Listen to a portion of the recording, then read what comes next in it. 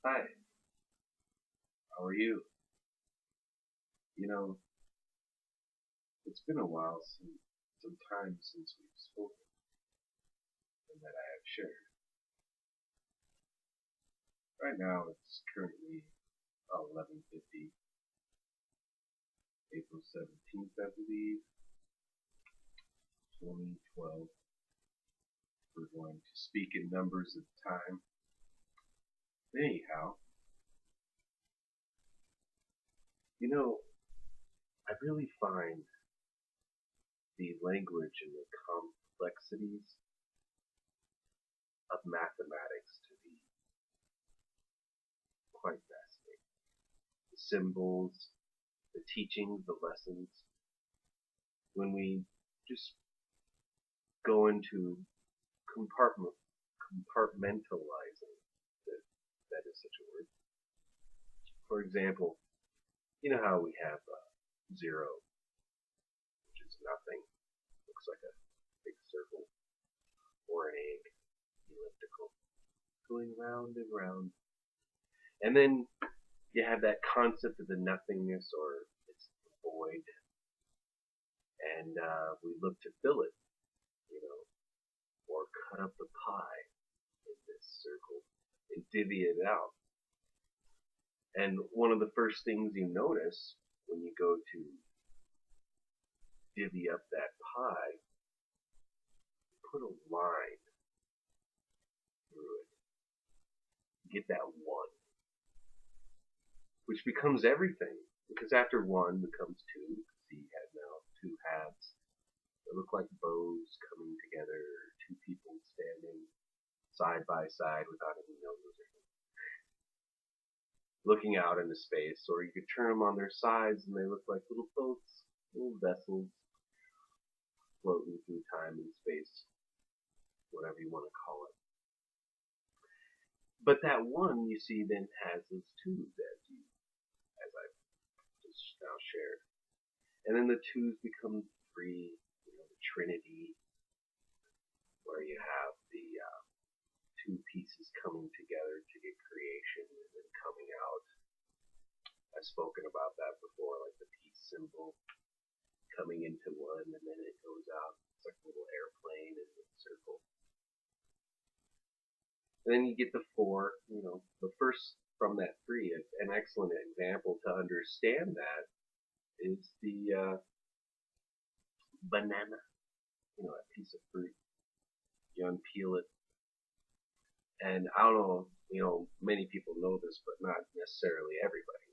But you take that banana and you can take a spoon and go at its center point and go, or take your tongue and go, and it will virtually split into three segments just perfectly. Flowers out like blossoms as it goes down the middle. You can see the seeds even in each section. So the banana really is just one thing, but it splits into three equal parts.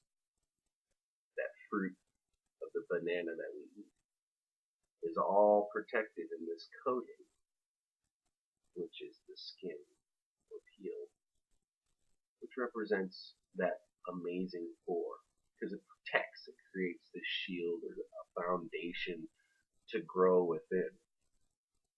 And that's the interesting thing from the language of three to four. You have that three, which is that infinite trinity, or the tree that we know of for all creation to form from the mother and father and the child, and it keeps expanding out. And to tie that in, it's fascinating that there's a lot of concepts that you see in nature, like the spiraling. I don't know if you've seen The Secret of Kells, for example, but like the Hedeka or Hedeka, I don't know if people have seen that, but it's like three little spirals, circles coming together. It's also known as the water element, which is flow and motion. And what's really cool about that is it represents a very unique concept that we've all kind of seen throughout nature. We talk about equilibrium and balance and coexisting. living within our means.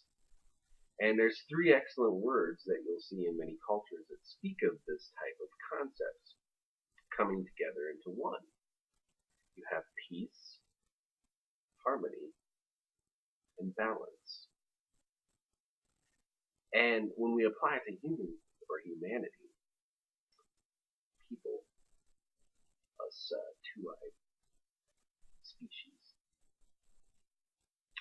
we have the concepts of having peace, like having a piece of pie. And one of the pie concepts we've noticed that's something we focus on in many cultures, especially the societies that a lot of my ancestry comes from, is the mind, the brain, if you will. And the brain it's one whole thing, but it has these two halves. And we speak of peace of mind. So we're meant to have peace of mind. And when you have peace of mind, when these two are working together, our whole body, this one body, is able to do things equally and have balance. So we're meant to have peace of mind and balance of body. And that comes the third. When we achieve those two things within ourselves, we're now able to apply it in our environment. So we're meant to have a harmony in our environment or nature. So when we achieve peace of mind, balance of body, harmony with nature, peace, balance, and harmony, we're able to come to the fourth that ties it all in and protects it and creates that foundation, the core. For example, squares have 4 points. It's a known foundation throughout antiquity in many cultures to build foundations up your home, temples, businesses, whatever. It is a common construct. The 4 cardinal directions: south, north, east, west. In that pie that we see in the medicine wheel, the 4 races of men. And there's other 4s. And the 4, what's unique about the 4 is then it goes into 5 because 1 is everything and the 2 is just 1 plus. It's just 1. It's always 1. Everything is 1 anyways. That's the unique thing about infinity. That 1 is always just the 1 with an addition. It's just expanding out. It's never really changed. The difference between 1 and a billion in the end is absolutely nothing. How do we know this? Because we bring in that 0 every time we go through 1 through 9. We now have 10. 1 and 0 next to each other. And that's really fascinating because after you have that 1 and 0 coming back together in that infinite loop, you're able to expand out into the next, which is 11 and then 12 and 13. You bring the numbers back and it just cycles all over again. Then you get the 2 and the 0 and 20 and 30 and 40, and it just keeps expanding and looping into itself with the 1 and 0 infinitely going. And we see that symbolism in language with numbers all the time. It's everywhere. I gave you some examples just now. So, to continue those examples, like I was saying with the 4 into the 5, notice on the hand, you have these 4. They're known as fingers. And this is known as a thumb. And with this thumb, we're able to do many things. The opposable thumb. Draw, text, all kinds of unique things. And there's a unique thing that ties that into our ability to create our realities, because we can sense the things we are doing. Looks like I lost a little bit of light just now, so I'll cut this short. Going into the 4 from the 5, notice in those senses, oh, it's coming back. Thank you, Source. Just for a moment. The senses we have eyesight, we have the sense of smell, the sense of taste. Notice that lovely trinity that we have right here. Oop, in that line. Keep that in mind. And the 4th to tie that in the foundation is our hearing. Notice that it's all right in one area, the 4, the face, the head, if you will. And that 1 to tie it in for that going out into a different space, or the ether, if you will, because it's apart from this area, because it's also, in fact, everywhere, is touch. The sense of touch. Feeling.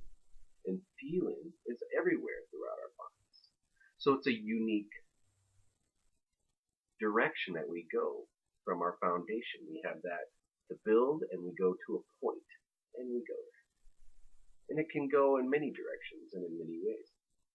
And that's really unique about mathematics and the symbols of it. It's everywhere. Everything is math. Language. It's how we communicate into that infinity, where it goes into billions, millions, thousands, gajillions, whatever. And it continues on. And that is the expression of what it means to be the God in this language. The divine is the infinity. It keeps on going. It does not have an end. It can continue to move infinitely if you really wanted to count that high. And the unique thing about that is that it's all just one anyways. Yet it's everything. And I find that fascinating. So that's 1 through 5. We can go into the 6s and 7s and etc. another time. But that's just a little short little tidbit that I felt like doing just now. Because it's been a while since I made a video. Notice the beard is getting much longer. I'm going to be getting help to edit the videos I've already made and get these posted online here soon. So, hopefully you've enjoyed this and that it's been an enlightening treat. So remember, go Ninja Turtles. It's 4 of them. It's winter. Anyways, it's been a pleasure. Missed you guys. And I'll see you next time.